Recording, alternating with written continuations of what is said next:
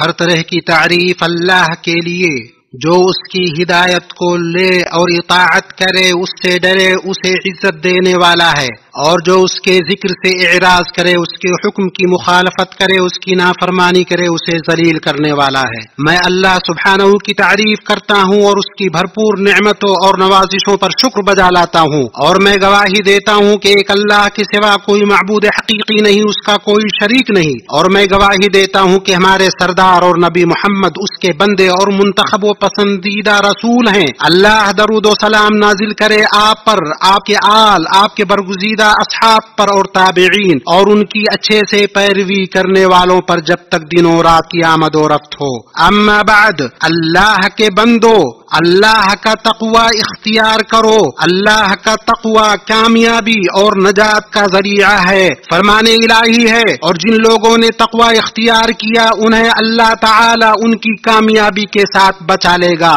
انہیں کوئی دکھ چھو بھی نہ سکے گا اور نہ وہ کسی طرح غمگین ہوں گے۔ اللہ انہیں دنیا میں نافرمانیوں سے بچائے گا اور آخرت میں سزاؤں سے۔ اے مسلمانوں، ہمارا رب مخلوقات کا خالق ہی ہے، جس نے ہر چیز کو اس کی شکل و صورت بخشی، پھر راہ دکھائی، ہر نفس کو اس کی مصلحت و منفعت کے حصول اور مضرت و مفسدت کو دور کرنے کی راہ سجھائی۔ اسی وجہ سے انسان فطری طور پر مصائب سے بچتا ہے اور تکلیف، خطرات، شر و ہلاکت سے دور رہتا ہے۔ پرہیز اور بچاؤ کی بہت سی شکلیں ہیں۔ انسان اپنے جسم کو لاحق ہونے والی بیماریوں اور مصیبتوں سے بچتا ہے، جیسے گرمی و سردی، اور اعضاء و جوارح کو، خاص طور پر کان اور آنکھ کو تکلیف سے دوچار کرنے والی چیزوں سے کنارہ کش رہتا ہے، اور کبھی وہ بعض کھانے پینے کی چیزوں کو مصلحت کی بنا پر چھوڑ دیتا ہے، جیسا کہ وہ مضر صحت گوشت کو کھانے سے باز رہتا ہے۔ اے بھائیو، گرچہ غذائی پرہیز کے مختلف فوائد ہیں اور وہ مؤثر آزمودہ علاج ہے، لیکن کچھ ایسے ہیں جن کا ارادہ کمزور ہو جاتا ہے اور عزم ماند پڑ جاتا ہے، تو وہ ان کھانوں اور پسندیدہ چیزوں کو چھوڑنے پر قادر نہیں ہے جن سے انہیں لگاؤ ہے اور جن کی انہیں عادت پڑ گئی ہے، اور جسے چھوڑنے کی انہیں نصیحت کی گئی ہے اس سے بھی باز رہنے کی سکت ان میں نہیں، اس کی انہیں رغبت ہے، وہ اسے کھانے سے دور نہیں رہ سکتے۔ اس صورتحال میں اسے اپنے نفس اور اس کی برائیوں سے جہاد کی ضرورت ہے تاکہ ضرر رساں اور موذی اشیاء سے دور رہے۔ اس طرح کی بات ان سے کہی جائے گی جنہیں ایسی چیزوں کو استعمال کرنے کی لت لگ گئی ہے جو ان کی صحت کو بگاڑتی اور نقصان پہنچاتی ہے، جیسے سگریٹ نوشی، یا اس سے بھی بھیانک چیزوں کی استعمال کی انہیں عادت لگ گئی ہے، جیسے شراب و منشیات اور ان کے علاوہ خبیث چیزیں۔ ان سے کہا جائے گا اگر تم اپنے بدن کی سلامتی، اپنی صحت کی حفاظت اور اپنی خیر و عافیت کی بقا کے لیے کوشاں ہو تو ضروری ہے کہ اپنے نفس سے جہاد کرو، اس زہر اور آفت سے اس کی حفاظت کرو اور ضرر رساں بیماریوں، برائیوں اور گناہوں سے اسے بچاؤ۔ اور ہم سے ہمارے رب کا یہ قول اوجھل نہیں ہونا چاہیے کہ اپنے آپ کو ہلاکت میں نہ ڈالو۔ یہ آیت کریمہ ثابت کرتی ہے کہ جو چیز آدمی کے دین یا دنیا میں نقصان کا سبب ہو اس نہیں میں داخل ہے، اور ہر چیز جو بدن کو نقصان پہنچائے ممنوع ہے۔ اللہ کے بندو، ہم میں سے کچھ ہیں جو جسمانی پرہیز کے لیے کوشاں ہیں اور اس پر بہت زیادہ توجہ دیتے ہیں، اس کے جزئیات کے بارے میں پوچھتے ہیں، اور اگر ان کے پاس کسی تجربہ کا ذکر ہوتا ہے کہ کھانے پینے کی کچھ نوعیت ہے جس میں بدن کے لیے صحت بخش فائدہ اور منفعت ہے تو اس کی طرف لپک پڑتے ہیں، اس کے حصول میں مقابلہ آرائی کرتے ہیں، اور جب ایسے کھانے پینے کا ذکر ہوتا ہے جس میں بدن کے لیے خطرہ اور نقصان ہے تو اس سے بچتے، دور رہتے اور اس سے ڈراتے ہیں۔ اور کبھی کبھار بندہ ایسی سخت پرہیز اپناتا ہے جس کے لیے وہ شدید مشقت جھیلتا ہے تاکہ وہ لاحق ہونے والی بیماری کو دور کر سکے۔ جسمانی پرہیز سے اس طرح کے تعامل پر کوئی اعتراض نہیں اور نہ اس میں کوئی حرج ہے، بلکہ یہ ان امور کے قبیل سے ہے جنہیں شریعت نے حلال کیا ہے، جیسے امراض سے بچاؤ اور علاج کے اسباب کو اختیار کرنا، اور یہ اللہ پر توکل کے منافی نہیں، لیکن جو چیز اپنی طرف متوجہ کرتی، غور و فکر پر ابھارتی اور تعجب کی دعوت دیتی ہے، وہ یہ کہ اس طرح کا تعامل اور کوشش اس سے زیادہ مناسب و لائق پرہیز چیز سے بچنے میں نہ کیا جائے۔ حماد ابن زید کہتے ہیں مجھے تعجب ہے اس شخص پر جو نقصان کی بنا پر کھانوں سے پرہیز کرتا ہے اور وہ عذاب کے خوف سے گناہوں کو نہیں چھوڑتا۔ اور عبداللہ ابن شبرما نے کہا مجھے تعجب ہے لوگوں پر جو بیماری کے ڈر سے کھانے سے پرہیز کرتے ہیں اور آگ کے ڈر سے گناہوں سے پرہیز نہیں کرتے۔ ابن القیم رحمہ اللہ نے کہا بندے کے لیے سب سے نقصان دہ چیز غفلت برتنا، اپنا محاسبہ نہ کرنا، خود کو بے مہار چھوڑ دینا، معاملات میں سہولت پسندی اور انہیں جیسے تیسے چلا دینا ہے، اور اس کا نتیجہ ہلاکت ہے۔ اور یہی دھوکے میں رہنے والوں کا حال ہے کہ انجام سے اپنی آنکھوں کو بند کر لیتا ہے، حالت کو جیسے تیسے چلا لیتا ہے، معافی پر تکیہ کر کے نفس کے محاسبہ اور انجام پر نظر رکھنے سے غافل ہوتا ہے، اور جب اس کی یہ حالت ہو تو گناہوں میں پڑنا اس کے لیے آسان ہو جاتا ہے، وہ ان سے مانوس ہو جاتا ہے، انہیں چھوڑنا اس کے لیے کٹھن ہو جاتا ہے۔ اگر وہ ہوش کے ناخون لیتا تو جان لیتا کہ پرہیز کرنا یکلخت چھوڑنے اور مانوس و معتاد کو ترک کرنے سے آسان ہے۔ برادران اسلام، ہم نے اپنی صحت کی حفاظت کے لیے کھانے میں پرہیز کو آزمایا اور ہم نتیجہ پر پہنچے کہ پرہیز علاج سے بہتر ہے، لیکن اے کاش کہ ہم اپنے ایمان کی حفاظت، اپنی جانوں کو بچانے اور اپنے صحائف اعمال کی سلامتی کے لیے گناہوں اور معاصی سے پرہیز کرتے۔ ہمیں جاننا چاہیے کہ اگر گناہوں کا چھوڑنے کا مقصد صرف یہ ہوتا کہ اس بھیانک وحشت سے بچا جائے جسے گنہگار اپنے دل میں محسوس کرتا ہے، تب بھی انہیں چھوڑنے کا ایک عقل مند زیادہ سزاوار ہوتا۔ اگر تمہیں گناہوں نے وحشت زدہ کر دیا ہے تو تم چاہو تو انہیں چھوڑ دو اور مانوس ہو جاؤ۔ اللہ کے بندو، گناہ اور معاصی دلوں کو نقصان پہنچاتے ہیں جس طرح زہر جسموں کو نقصان پہنچاتے ہیں، اور یہ جب بھی قابض ہوں گے آدمی کو ہلاک کر دیں گے۔ ان کا حال محسوس بیماریوں جیسا ہے۔ ضروری ہے کہ ہم ان سے اور ان کے اسباب سے دور رہ کر اپنا بچاؤ کریں، اور ان گناہوں اور خطاؤں میں سر فہرست جس سے بچنے اور دور رہنے کی سب سے زیادہ ضرورت ہے اللہ کے ساتھ شرک اور توحید کے منافی امور۔ اللہ کا فرمان ہے اور جنہوں نے اس سے اجتناب کیا کہ بتوں کو پوجیں اور اللہ کی طرف رجوع کیا تو ان کے لیے بشارت ہے۔ تو ان لوگوں کا حال یہ ہے کہ بتوں کی عبادت سے بچے اور شرک میں پڑنے سے دور رہے، اللہ کے ما سوا کسی کی بھی عبادت نہ کی،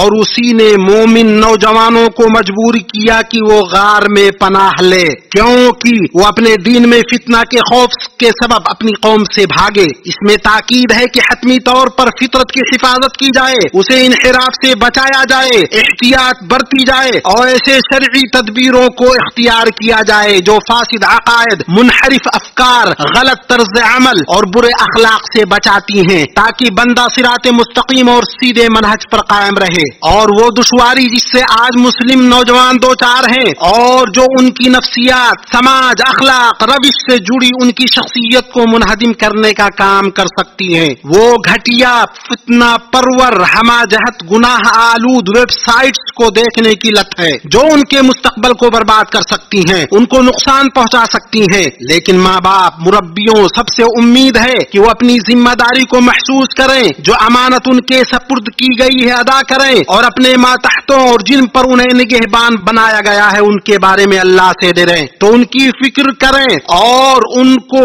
ان بھیانک خطروں اور قاتل بیماریوں سے بچانے، ان کی حفاظت کرنے، انہیں دور رکھنے کی مسلسل کوشش کریں۔ اس طرح کی ان پر نرمی برتیں اور ان کے لیے کثرت سے دعا کریں کہ اللہ انہیں ہدایت دے اور ان کی اصلاح فرمائے۔ ساتھ ہی پند و نصیحت و رہنمائی کا التزام کریں جو ان کے اندر دینی شعور کو تقویت دے اور ذاتی تحفظ کو مضبوط بنائے، یہاں تک کہ انہیں ادراک ہو جائے اور اس کے اضرار کی یقینی معرفت ہو جائے، تاکہ وہ ہر ایسی چیز سے تعلق ختم کرنے میں جلدی کرے جو انہیں راہ راست سے دور کر دے، اور ہر ایسے راستوں کو چھوڑ دے جو گمراہی اور انحراف تک پہنچا دے۔ اسی طرح ترجیحات میں سر فہرست مسلم گھرانے کے لیے سب سے بڑی حفاظتی ذمہ داری و سلامتی کاز یہ ہے کہ نئی نسل کو ان الحادی افکار سے بچانا جو سوشل میڈیا اور معاصر تکنیکی وسائل مختلف ویب سائٹس کے ذریعے سرایت کر چکے ہیں۔ اللہ کے بندوں، غلطیوں اور ہلاکت خیز اشیاء سے بچنے کا راستہ یہ ہے کہ اللہ نے جس چیز کی حفاظت کا حکم دیا اس کی حفاظت کی جائے۔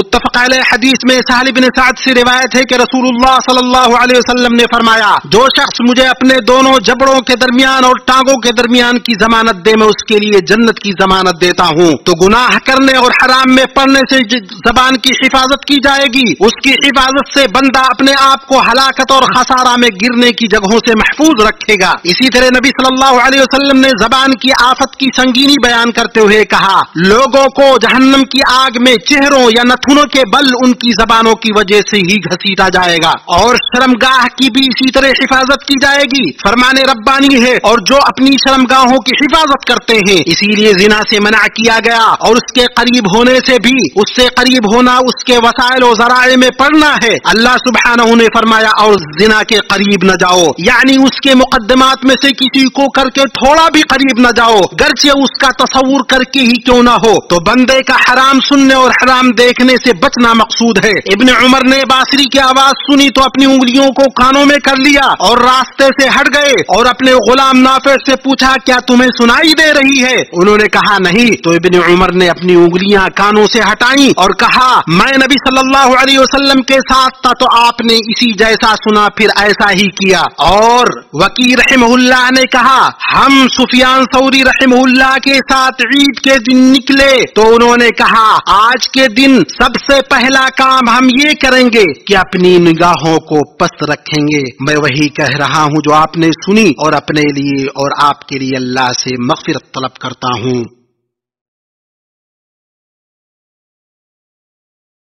ہر طرح کی تعریف اللہ کے لیے جس کے سوا کوئی حقیقی معبود نہیں، جو اس سے امید رکھے گا اس کی پناہ میں آئے گا وہ نامراد نہ ہوگا، اور میں گواہی دیتا ہوں کہ اس اکیلے کے علاوہ کوئی معبود حقیقی نہیں، اس کا کوئی شریک نہیں، اور میں گواہی دیتا ہوں کہ ہمارے سردار محمد اس کے بندے اور رسول اور چنندہ ہے۔ اللہ آپ پر، آپ کے آل و اصحاب اور ان سے محبت کرنے والوں پر درود و سلام نازل کرے۔ اما بعد، اے اللہ کے بندوں، اپنے مومن بندوں کے تئیں اللہ کی محبت یہ ہے کہ اسے ہر اس چیز سے بچاتا ہے جو اس کے بدن کو نقصان پہنچائے، نیز دنیا کے فتنوں سے اسے محفوظ رکھتا ہے۔ نبی صلی اللہ علیہ وسلم کی حدیث میں آیا ہے، یقیناً اللہ اپنے بندے سے دنیا کو روکتا ہے حالانکہ وہ اس سے محبت کرتا ہے، جس طرح تم اپنے مریض کو کھانے پینے سے روکتے ہو کہ تمہیں فکر ہوتی ہے۔ ایک اور روایت میں ہے، اللہ جب کسی بندے سے محبت کرتا ہے تو اس سے دنیا کو روک لیتا ہے، جس طرح تم اپنے بیمار کو پانی سے روکے رہتے ہو۔ مسلمانوں، تمہارے لیے جس کی حفاظت کی کوشش ہونی چاہیے وہ ہے ہمارے اعضاء، وہ جوارح۔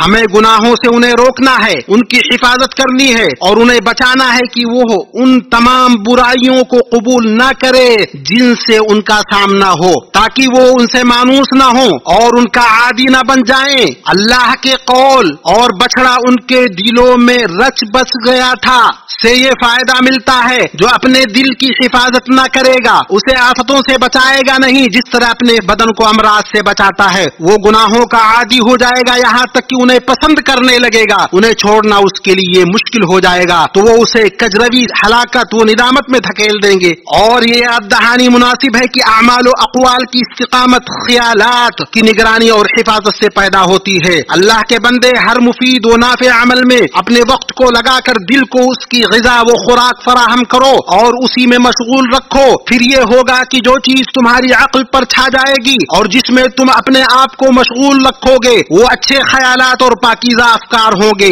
اسی طرح برے خیالات سے بچو، نہ انہیں اپنے دل میں لاؤ، نہ ان کی طرف توجہ دو اور نہ ہی ان کے رو میں بہ جاؤ، کیونکہ دل کی زمین میں یہ شیطان کے بیج ہیں، اور اس میں شک نہیں کہ برے خیالات کو روکنا ارادے اور عزم کو روکنے سے زیادہ آسان ہے، پر پس تم پر لازم ہے کہ اس طرح کے خیالات کے وقت اللہ کی پناہ طلب کرو اور اللہ کی طرف متوجہ ہو۔ اللہ کے ذکر سے اپنی حفاظت کرو اور شیطان کے شر سے اس کی پناہ میں آ جاؤ، کیونکہ بنی آدم کے لیے اس کا خطرہ اور اذیت بہت سخت ہے۔ فرمان ربانی ہے، جو لوگ پرہیزگار ہیں جب ان کو شیطان کی طرف سے کوئی وسوسہ پیدا ہوتا ہے تو وہ چوک پڑتے ہیں اور دیکھنے لگتے ہیں۔ اور فرمان الہی اور کہو اے پروردگار میں شیطانوں کے وسوسوں سے تیری پناہ مانگتا ہوں، یقیناً اس کی حاضر ہلاکت ہے اور اس کی دوری برکت ہے، کیونکہ یہ شر و فساد سے جدا نہیں ہوتا۔ تو تم اپنے رب کی پناہ میں آ جاؤ کہ شیطان تمہارے کسی بھی معاملے میں تمہارے پاس حاضر ہو۔ جیسا کہ نبی صلی اللہ علیہ وسلم نے بتلایا، شیطان ہر حالت میں تمہارے پاس حاضر ہوتا ہے، حتیٰ کہ کھانے کے وقت بھی۔ اللہ کے بندو، درود و سلام بھیجو متقین میں سب سے بہتر و موحدین و مخلصین کے امام پر، جیسا کہ رب العالمین نے حکم دیا اور فرمایا اللہ تعالی اس کے فرشتے اس نبی پر رحمت بھیجتے ہیں، اے ایمان والو تم بھی ان پر درود بھیجو اور خوب سلام بھیجتے رہا کرو۔ اے اللہ درود بھیج محمد پر، ان کے آل پر، جیسا کہ تو نے ابراہیم اور آل ابراہیم پر بھیجا۔ اے اللہ اسلام اور مسلمانوں کو عزت دے اور کفر اور کافروں کو ذلیل کر اور دین کے دشمنوں کو برباد کر دے، اور بلاد حرمین کو اسلام اور مسلمانوں کے دشمنوں سے محفوظ رکھ، اسے اور تمام مسلم ملکوں کو امن و اطمینان، ترقی اور وسعت والا بنا۔ اے اللہ ہم سے مہنگائی، وبا، بیماریاں، سود، زلزلے، آزمائشیں، ظاہر و باطن برے فتنے دور کر دے، خاص طور پر اس ملک سے اور تمام مسلم ملکوں سے۔ اے اللہ تو مدد فرما ہمارے مظلوم بھائیوں کی، تیرے راستے میں جہاد کرنے والوں کی اور حدود کی حفاظت اور بارڈر پر متعین سپاہیوں کی۔ اے اللہ ان کے معاون، مددگار، حامی و ناصر بن جا۔ وطنوں اور گھروں میں ہمیں امن نصیب کر اور ہمارے ائمہ اولی امر کی اصلاح فرما، اور ہماری باغ ڈور اسے سونپ جو تجھ سے ڈرنے والا، خوف کھانے والا، تیری خوشنودی پر چلنے والا ہو اے رب العالمین۔ اے اللہ ہم تجھ سے تیری رحمت کو واجب کرنے والی چیزوں کا، تیری بخشش کے یقینی ہونے کا اور ہر نیکی میں سے حصہ پانے کا، اور گناہ سے سلامتی کا، جنت کی کامیابی اور جہنم سے آزادی کا سوال کرتے ہیں۔ اے اللہ ہمیں اپنے پاس سے رحمت عطا فرما اور ہمارے کام میں ہمارے لیے راہ یابی کو آسان کر دے۔ اے اللہ ہم نے اپنے یاروں پر ظلم کیا، اور اگر تو ہماری مغفرت نہ کرے گا اور ہم پر رحم نہ کرے گا تو واقعی ہم نقصان پانے والوں میں سے ہو جائیں گے۔ اے ہمارے رب شیطان کی وسوسوں اور ان کی حاضری سے تیری پناہ چاہتے ہیں۔ اے ہمارے رب ہم ایمان لائے تو ہمارے گناہوں کو بخش دے اور ہمیں جہنم کے عذاب سے بچا۔ والحمدللہ رب العالمین، وصلی اللہ علی نبینا محمد وعلی آلہ وصحبہ اجمعین۔